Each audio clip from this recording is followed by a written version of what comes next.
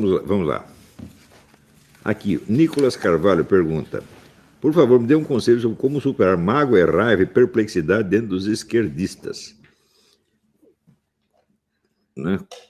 Quanto mais estudo, mais fico chocado com eles. Digo, bom, você precisa ter duas condições. A primeira é realmente você estar seguro da sua superioridade intelectual. O que isso é possível se a superioridade intelectual existir de fato. Isso leva um tempo. Então você perderia, vamos dizer, o medo dos caras. E a segunda coisa é você adquirir uma autonomia emocional e afetiva. Você não precisar que eles gostem de você ou que eles aprovem. Para mim, a técnica que eu uso é o seguinte: eu escolho as pessoas que eu quero que gostem de mim e as outras eu estou um pouco me lixando. Eu acho até que tem mais pessoas que gostam de mim do que eu mereço. Eu já passei há muito tempo. Tem tanta gente que gosta de mim, né? Então os outros não precisam gostar de maneira nenhuma.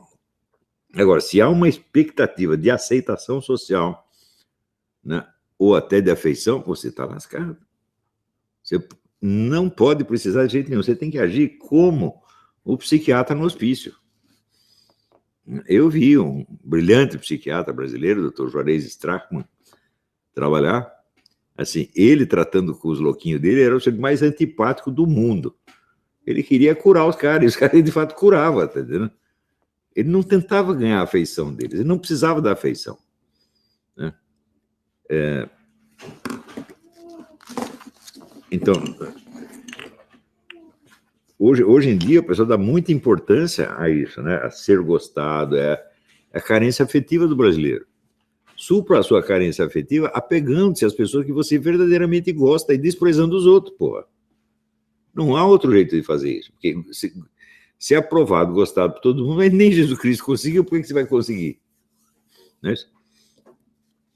Vamos lá. O Brian dos Santos pergunta: estabeleci para mim mesmo o propósito de até os 30 anos, tenho 24, me dedicar quase que exclusivamente ao estudo da literatura, da história, da língua portuguesa e de outras línguas estrangeiras. Apenas mais tarde penso em estudar filosofia. É a melhor coisa que você faz, Brian. O sujeito que não tem uma sensibilidade linguística altamente desenvolvida, sabe quando ele vai entender um livro de filosofia? Nunca na porca vida dele. Nunca. Né? Porque você lê um livro de filosofia, não é como você lê um livro de mecânica de automóveis ou de eletricidade, onde cada pecinha tem um nome específico e você reconhece a pecinha, né? Isso aqui é um transistor, isso é um não sei o quê, papapá. Não é assim. Né? Em filosofia, a definição de cada palavra é uma discussão inteira, que às vezes nunca termina. Então, você, para entender cada palavra, você precisa ter toda aquela discussão viva na sua mente. E isso só é possível com um tremendo domínio da linguagem. Também você não pode esquecer que os próprios filósofos aprenderam a escrever não com outros filósofos, mas aprenderam com os poetas, com os romancistas, etc, etc. Então, o aporte literário na obra de todos os filósofos, sem exceção, inclusive os mais técnicos, é muito grande. Né? Se você vê, por exemplo, se você lê Edmund Husserl, o Edmund Husserl era de formação, ele era um matemático. Né? Então, ele fazia as demonstrações dele com muita precisão, muito cuidado, etc, etc. Mas, quando por baixo dessa estrutura matemática, você tem uma riqueza de semântica enorme. E sem isso você não vai entender. Agora, o preconceito em favor das chamadas ciências duras cria o quê? Cabeças duras. Era o caso daquele coitado rapaz, como é o Júlio não Lemos. Ele era absolutamente incapaz de entender qualquer coisa que não fosse um raciocínio matemático. Ele disse, bom, o raciocínio matemático é muito bom, mas ele só serve para o quê? Assuntos matemáticos. Isso, então, por exemplo, você não pode pular a lógica clássica e ir direto para a lógica simbólica. Não dá para fazer isso. E a lógica clássica, não esqueça que o inventor da lógica clássica, que foi Aristóteles, ele, antes de chegar na lógica, ele pôs o livro sobre a interpretação, que é um livro praticamente sobre a arte da leitura, né? Colocou o livro da retórica, o livro da poética, o livro da retórica e o livro da dialética. E daí ele chega à demonstração lógico-matemática. Mas sem esse começo literário, você não entende do que ele está falando. porque você está subindo na escala da formalização. Acontece que, quanto mais formalizado é o raciocínio, menos conteúdo real ele tem. Porque você, se está usando o raciocínio formalizado, você só pode usar as palavras num sentido já previamente definido. Agora, dá uma olhada em volta, né? Ver os objetos que tem na sua sala, ver quantos desses objetos você sabe definir. Você não sabe, a definição de cada um é um problema. Não é isso? Então, você tem que partir de uma linguagem que, em vez dela lidar com conceitos já formalizados, ela realiza todo o processo da formalização, que vai desde a percepção sensível, passando pela imaginação, passando pela elaboração retórico-dialética, até chegar no formalismo. Se você não sabe fazer toda essa operação, é muito simples, você não sabe ler. Né? E se você treinar lógica, matemática, depois disso, você vai ficar burro de uma maneira absolutamente irremediável. Não tem conserto isso. Isso é a pior tragédia que pode acontecer para uma pessoa. É melhor não ler nada, é melhor ficar burro. Digo, olha, eu só leio aqui Tio Patinhas e Almanaque da Mônica. Né? Cuidado, tá? No Almanaque da Mônica tem alguma propaganda ideológica.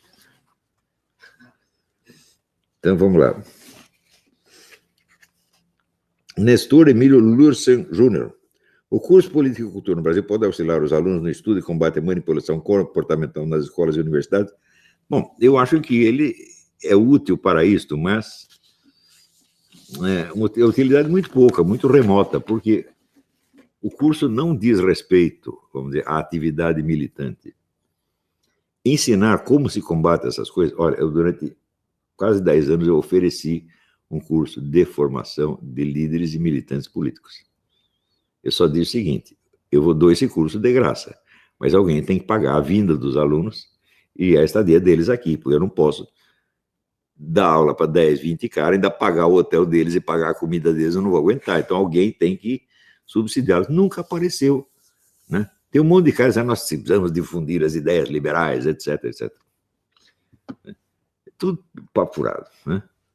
Se eu formasse 10 caras aqui, 10 líderes, assim mesmo, a gente já tinha acabado com esses comunistas na universidade há muito tempo, mas há muito tempo. Então, mas este é um outro assunto que eu nunca lecionei, nunca vou lecionar por internet. Isso tem que ser em pessoa, tá certo? E de uma maneira muito discreta, porque senão você vai estar entregando todos os truques para o inimigo, não é besteira. Eles já vão saber o que nós vamos fazer. Então, olha, em todo esse negócio, um elemento essencial é a surpresa. É você nunca fazer o que os caras esperam que você faça. E a nossa direita, com frequência, faz exatamente o que os caras esperam que ela faça. Então, se dão mal, evidentemente. Não é isso? Boa noite a todos.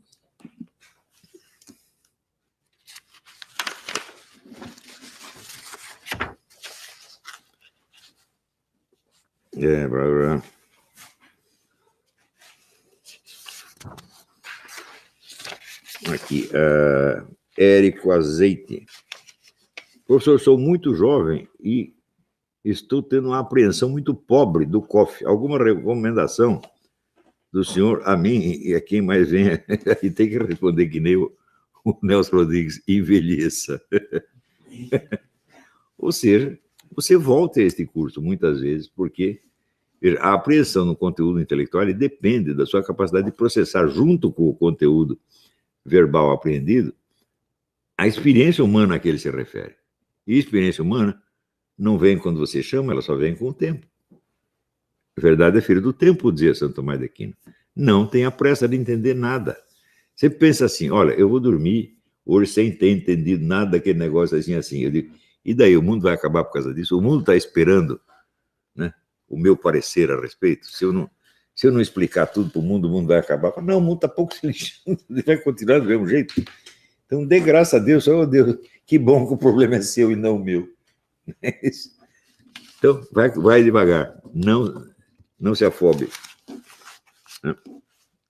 Aqui, Andréa de Faria pergunta, tenho feito estudos de educação clássica e gostaria de sugestões de leitura. Gostei nós que já tem Trivium clássico da irmã Miriam, Quadrivium de Magistro, como ler livros, etc, etc. Eu sugiro, evidentemente, uma leitura integral da história da literatura do Otto Maria Carpon. Você faz o que eu fiz quando eu tinha 18, 19 anos. Você vai lendo aquilo, que é muito bem escrito, é muito gostoso aqui, né? E você vai anotando todos os autores aos quais ele dá mais importância. Né? Se ele dedicou mais de uma página àquele autor, o autor é certamente importante, e você coloca lá o nome do autor e a época, a data de nascimento do cara. Para um dia você ler os livros do sujeito. Eu fiz isso quando tinha 18 anos, até hoje estou lendo os livros dessa lista. Nunca acabou. E você vai vendo ali, vamos dizer, a multidão de lados e de perspectivas que existe na literatura. Que é assim, a experiência humana de pessoas altamente diversificadas, altamente sensíveis, altamente perceptivas, né? Que conseguiram apreender uma parte da experiência e expressá-la de modo em palavras insubstituíveis, que não há outra maneira de, né?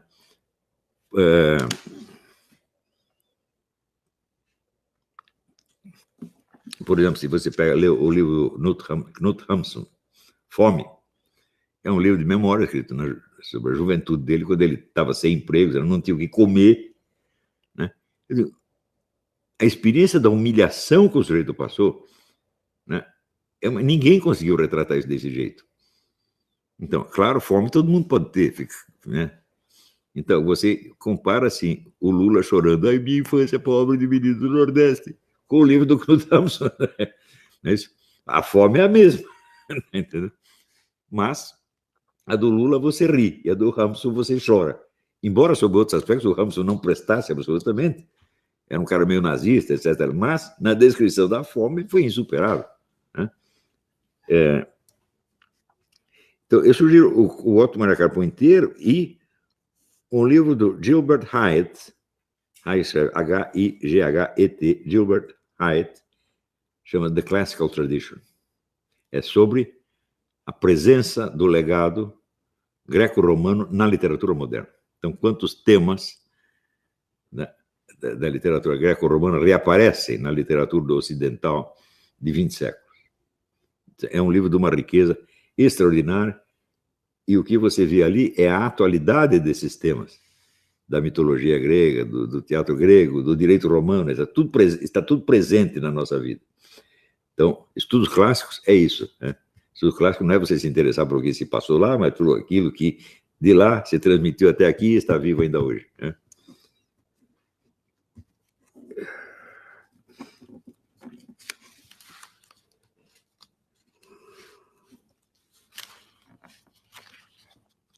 Aqui, Edgar Gurgel do Amaral Arduino.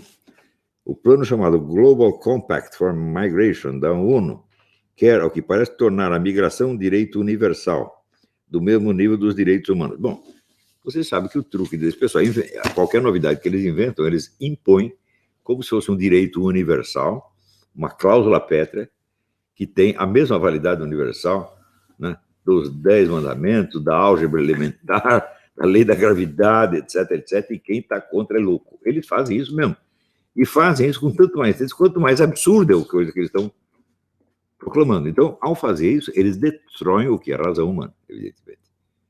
E fazem todo mundo raciocinar como maconheiro. Porque você quer migração? Eu digo, bom, peraí, existem dezenas de países islâmicos. Porque se você quer migrar, por que você não migra para um país islâmico quando a cultura já é favorável a você? Por que você quer ir para um lugar onde você não vai entender nada do que os caras estão falando? Você não fala a língua, você não entende a cultura. Por que você quer? Em vez, olha, você vai na Arábia Saudita, tem dinheiro para caramba, vai para o Irã, né? Para que vir para cá? Né? Se nós somos o grande Satã, por que você quer morar no ventre do grande Satã, em vez de morar com os seus irmãozinhos lá? Essa é a primeira coisa. Então, eu acho que o direito dos sujeitos sair do mundo islâmico e vir para o Ocidente é nenhum. Porque nós não temos o direito de entrar lá. Você tem o direito de entrar na Arábia Saudita e montar uma igreja protestante, uma igreja católica? Não, você não tem. Você tem direito de pegar o catolicismo, o protestantismo na rua, no Irã? Não tem. Eu acho que esse pessoal imigrante devem ter aqui os direitos que eles têm no seu país de origem, e nada mais. Isso é injusto? Isso é nazismo? Hã?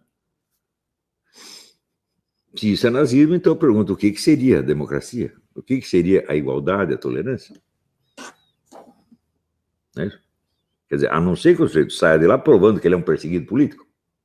Mas se ele é um perseguido político, ele virá no Ocidente para combater em favor do Ocidente contra os tiranos islâmicos. Né? que é exatamente o contrário do que eles fazem. O sujeito entra aqui, querendo combater o Ocidente, e vai dizer que ele é um perseguido político no mundo islâmico. Ora, estão gozando da nossa cara. A ONU só serve isso para gozar da nossa cara. Nós temos que sair da ONU correndo.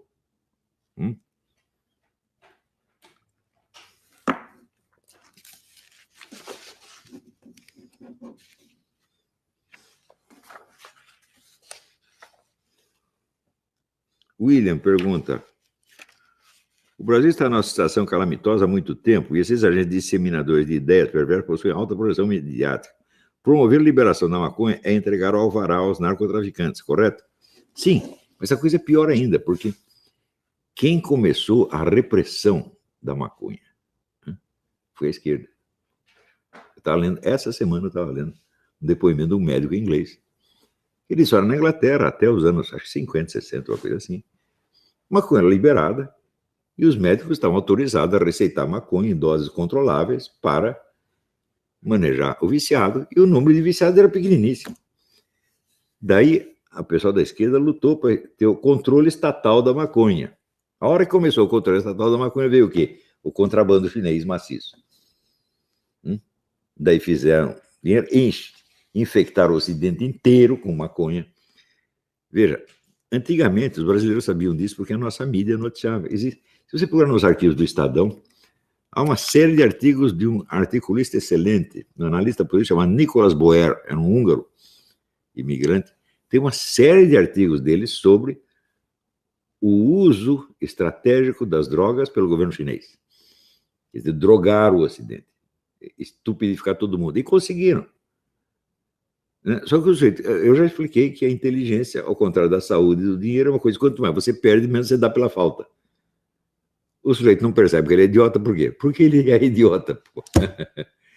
O homem inteligente, quando ele idiotiza um pouquinho, ele já fica alarmado. Pô, ontem eu entendia isso, por que eu não estou entendendo agora? O sujeito que nunca entendeu coisa nenhuma, não entende isso também.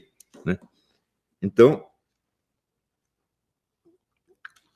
nós não podemos discutir isso em termos de valores. Então, para uns, a proibição é um valor, para o outro, a liberação é um valor. Então, transformar numa tomada de posição ética essa questão, quando, na verdade, existe uma dialética aí. O pessoal comunista, num dia eles são a favor da repressão, no outro dia da liberação, e amanhã ou depois eu não sei o que eles vão fazer.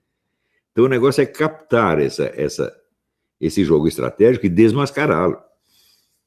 Olha, proibir a maconha é bom, mas é menos importante do que tirar essas pessoas da cena pública. Elas não merecem. Quem faz isso, como o Urbino Carta faz, não tem nenhum direito de se intitular jornalista ou formador de opinião, porque é vigarista mesmo. Ele está aí para enganar as pessoas, e só isso, e vive disso. E vive de dinheiro do governo. Então, eu acho que o mal que a maconha tinha que fazer, ela já fez. E eu acho que o pessoal fala muito de fumo passivo. Ora, nunca, nenhuma pesquisa jamais comprovou a existência do fumo passivo no caso do tabaco. Nunca. Mas de onde eles tiraram essa ideia de que no caso da maconha existe o fumo passivo? Então, os mesmos interessados na liberação da maconha fazem propaganda alarmista do fumo passivo com relação ao tabaco, onde não há fumo passivo, simplesmente. Nunca se comprovou, jamais. Não é uma coisa extraordinária? Outra coisa, os caras que fazem propaganda anti-tabaco são os mesmos que fazem propaganda pela liberação da maconha, do crack, etc, etc. Por quê? Eles querem mudar o vício da humanidade. Uma coisa notória entre os efeitos do tabaco, o tabaco estimula o raciocínio verbal. Quer dizer, o tabaco é o vício dos caras que se reúnem numa mesa de bar para conversar, falar. Então, o tabaco é o vício da era da democracia e do debate. Mas na maconha não há comunicação verbal. Cada um fala uma coisa, o outro responde outra completamente diferente. Cada um fica preso numa bolha verbal, e daí vem um sujeito não maconhado de fora e manipula todos eles. Então, eu não digo que isso tenha sido, que tudo isso tenha obedecido a um plano, mas que certos poderes tiram proveito desse fenômeno, tiram. Né? Quer dizer, é muito mais fácil você induzir uma galera de maconheiros a acreditar em certas coisas do que induzir uma galeria de fumantes ou não fumantes de tabaco. É isso. Se você ver aqui, o fumo penetra na sociedade europeia por volta de 1600, 1700, né? E ele se dissemina junto com a atmosfera de discussão pública, que vai desembocar ali nas grandes revoluções europeias, na República Moderna, etc, etc. Quer dizer, quando você pega a época da democracia no século XIX, todo mundo fumava, até 1950. Quando você vê ali no Tribunal Nuremberg, todo mundo puf, puf, puf. Né? Agora, você pega o Tribunal Nuremberg, dá um cigarro de maconha para cada um, os caras iam estar lá até hoje. O Dara, eu não sei o que o cara fez. Você está entendendo? Então é isso, gente. Tá bom? Divirtam-se. Até a semana que vem. Muito obrigado.